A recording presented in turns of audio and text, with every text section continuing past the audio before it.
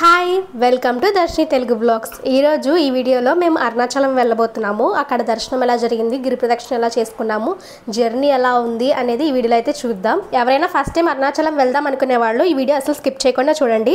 నేను తెలుసుకున్నవి, నాకు తెలిసినవి అన్ని ఈ వీడియోలో షేర్ చేసుకుంటాను. ఎలా వెళ్ళాలి, అక్కడికి వెళ్ళిన తర్వాత ఎలా ఉంటుంది అన్ని. మాకు జరిగిన ఎక్స్పీరియన్స్ ఎవరు ఫేస్ చేయకూడదని కోరుకుంటున్నాను. మేము చాలా రిస్క్ అయితే పడ్డాము జర్నీ చేసేటప్పుడు. అండ్ ఇంకా అరుణాచలంలో ఫ్లడ్స్ కూడా వచ్చినాయి. మేము వెళ్ళే 2 to 3 days ముందు ఫ్లడ్స్ అయితే బాగా వచ్చినాయి, మొత్తం కొట్టుకుపోయినాయి. కానీ మేమైతే పోస్ట్పోన్ చేసుకోవాలనుకోలేదు. ఇంకా ఆ వరదలో ఎలా ఉన్నా సరే మేము వెళ్దాం అనుకున్నాము. కానీ మేము వెళ్ళే ఒక 2 days ముందు, 1 day ముందు వాటర్ అయితే ఫ్లడ్స్ అయితే ఆగిపోయినాయి. వాటర్ అయితే అలానే ఉన్నాయని అన్నారు. మేము వెళ్ళే టైంకి అంత నీట్గా ఉంటుందని అనుకున్నాము. అందుకని మేము ఇంకా పోస్ట్పోన్ చేసుకోకుండా ఇంకా స్టార్ట్ అయిపోయాం. మేము ఈ జర్నీలో రిస్క్ పడిన విషయం ఏంటంటే ట్రైన్ జర్నీ. ట్రైన్ అయితే మేము 11:45 నైట్కి చేసుకుంటే అది నెక్స్ట్ మార్నింగ్ 7:30, 8 ఆ టైంకి వచ్చింది. మేము అప్పటి వరకు వెయిటింగ్ హాల్లోనే ఉన్నాం. నియర్లీ 9.5 hours వెయిట్ చేసాం ట్రైన్ కోసం. చాలా ఇబ్బంది అయితే పడ్డాం మేము. ఎవరైనా విజయవాడ నుంచి వెళ్దాం అనుకున్నప్పుడు ఈ బెంగళూరు స్పెషల్ ట్రైన్ అనేది ఉంటుంది నైట్ 11:45కి. ఎవరైనా ఆ ట్రైన్ చేసుకుందాం అనుకుంటే అస్సలు చేసుకోకండి.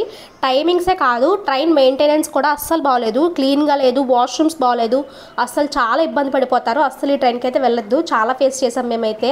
ఆ ట్రైన్ కూడా చాలా స్లోగా వెళ్ళింది. ట్రైన్ ప్యాసింజర్ ట్రైన్ లాగా స్లోగా వెళ్తుంది.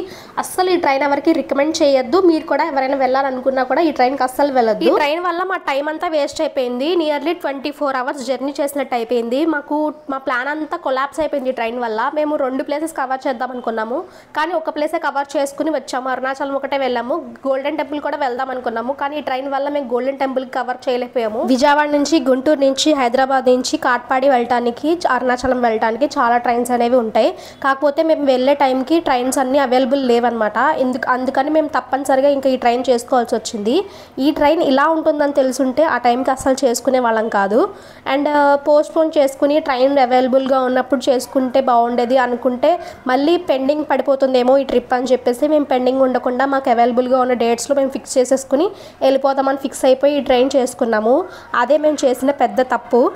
మేము ట్రైన్ ఎక్కినప్పుడైతే మొత్తం చెత్తగా ఉంది. తర్వాత ఎవరో వచ్చి క్లీన్ చేశారు. మనకి డైరెక్ట్ అరుణాచలానికి ట్రైన్స్ అయితే చాలా తక్కువ ఉంటాయి. సో కాట్పాడి అయితే చేసుకోవాలి మనం అరుణాచలం వెళ్ళడానికి. కాట్పాడి నుంచి అరుణాచలం వెళ్ళడానికి మనకి 2 hours జర్నీ అయితే ఉంటుంది. దానికి బస్సెస్ అండ్ ట్రైన్స్ అవైలబుల్గా ఉంటాయి. ఇంకా మనం రిజర్వేషన్ చేసుకున్నా కూడా మన ట్రైన్లో కొంచెం ప్లేస్ ఉన్నా కూడా వచ్చి కూర్చుని పోతున్నారు. అమ్మాయి అని లేదు, అబ్బాయి అని లేదు, ఎవరు పడితే వాళ్ళు వచ్చేస్తున్నారు. అలా కూర్చుని పోతున్నారు కాళ్ళ దగ్గర, మొహాల దగ్గర. విజయవాడ నుంచి కాట్పాడి వెళ్ళే రూట్లో గూడూరు అయితే వస్తుంది. గూడూరులో మా బాబాయ్ అయితే మాకు లంచ్ అయితే పంపించారు. ఇంకా లంచ్ చేసేసిన తర్వాత మేము మార్నింగ్ 8కి అయితే ఎక్కాము ట్రైన్. మళ్ళీ నైట్ 8కి అయితే దిగాము కాట్పాడిలో.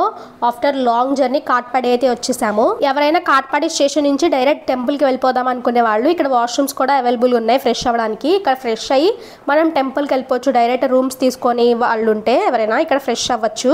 అరుణాచలం నుంచి కాట్పాడి వచ్చేసిన తర్వాత మనం కాట్పాడి నుంచి బయటికి వెళ్ళిన తర్వాత మనకు ఆటోస్ అయితే అవైలబుల్గా ఉంటాయి, సర్వీస్ ఆటోస్. స్టేషన్ బయటే చాలా ఆటో వాళ్ళు ఉంటారు. కానీ మనం స్టేషన్ దాటి కొంచెం ముందుకు వెళ్ళాక మెయిన్ రోడ్ వస్తుంది. ఆ మెయిన్ రోడ్కి వెళ్ళిన తర్వాత మనకి సర్వీస్ ఆటోస్ అయితే చాలా ఉంటాయి. అండ్ మేము ఇంకా స్టేషన్ దగ్గర నుంచి ఆటో అయితే ఎక్కేసాము. మాకు 5 members ఉన్నాము. 130 rupees అయితే ఛార్జ్ చేశారు. ఇంక కాట్పాడి జంక్షన్ నుంచి మనకి వేలూరు బస్ స్టాండ్ కి ఒక 10 minutes జర్నీ అయితే ఉంటుంది. ఆటోలో అయితే వెళ్ళిపోవచ్చు. ఇంకా బస్ స్టాండ్ కి అయితే వచ్చేసాము. ఇక్కడ వేలూరు బస్ స్టాండ్ నుంచి మనకి అరుణాచలంకి అయితే చాలా అంటే చాలా బస్సెస్ అవైలబుల్ గా ఉంటూ ఉంటాయి 5 minutes ఒకటి. ఇంకా బస్ స్టాండ్ లో ఇంకా స్టాల్స్ లాంటి అవి బేకరీ ఫుడ్స్, ఇంకొక చలికాలం కదా స్వెటర్స్, మంకీ క్యాప్స్ అన్ని పెట్టారు. ఇంకా వెళ్లే దారిలో మా మమ్మీ వాళ్ళు టీ తాగుతుంటే మేము ఇంకా హనీ కేక్ అవి కనిపించినాయి. ఇంకా నేను మా అక్క హనీ కేక్ అయితే తిన్నాము. మనకి వేలూరు బస్ స్టాండ్ నుంచి అరుణాచలం బస్ స్టాండ్ వెళ్ళడానికి 2 hours పడుతుంది.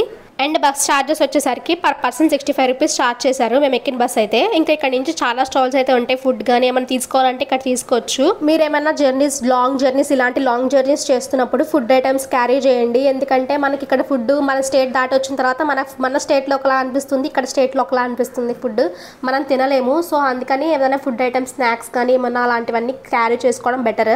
ఎవరికైనా టిఫిన్స్ కావాలన్నా ఇక్కడ టిఫిన్స్ కూడా అవైలబుల్గా ఉన్నాయి బస్ స్టాండ్లో. మన సైడ్ బస్సులు, ఇటు సైడ్ బస్సులు చాలా డిఫరెంట్గా ఉన్నాయి. ఇంకా ఇక్కడ నుంచి మన అరుణాచలం ప్రయాణం అయితే స్టార్ట్ అవుతుంది. 2 hours కరెక్ట్గా జర్నీ ఉంటుంది. అండ్ అటు సైడ్ ఫ్లడ్స్ పడినాయి అన్నారు కదా, కొంచెం కూడా మాకేమనిపించలేదు. నార్మల్గానే ఉన్నాయి రోడ్స్ అన్ని. అరుణాచలం వెళ్ళిన తర్వాత ఎలా ఉంటుందో కూడా చూద్దాం నెక్స్ట్ వీడియోస్లో. ఆఫ్టర్ 2 hours జర్నీ తర్వాత మనం అరుణాచలం అయితే వచ్చేసాం. ఇదే Arunachalam entrance. Arunachalam bus stand నుంచి బయటికి రాగానే హోటల్ అశోక్ అని ఉంటుంది. దానికి లెఫ్ట్ సైడ్న మనం వెళ్ళాలి. లెఫ్ట్ సైడ్ వెళ్ళిన తర్వాత స్ట్రైట్గా వెళ్ళిపోయిన తర్వాత మనకి మెయిన్ రోడ్ అయితే వస్తుంది. అక్కడి నుంచి మనం ఈ మ్యాప్ కనిపిస్తుంది. ఇక్కడ నుంచి మనం స్ట్రైట్ అయితే వెళ్ళాలి మెయిన్ గోపురానికి. ఇక్కడ నుంచి మెయిన్ టాస్క్ అయితే స్టార్ట్ అవుతుంది. రూమ్స్ ఎక్కడ తీసుకోవాలి, ఎక్కడ ఉండాలి, ఏంటి అనేది చాలా ఈజీగా మనకి రూమ్స్ అయితే దొరుకుతాయి. ఎలా ఏంటి అనేది నేను నెక్స్ట్ వీడియోలో చెప్తాను.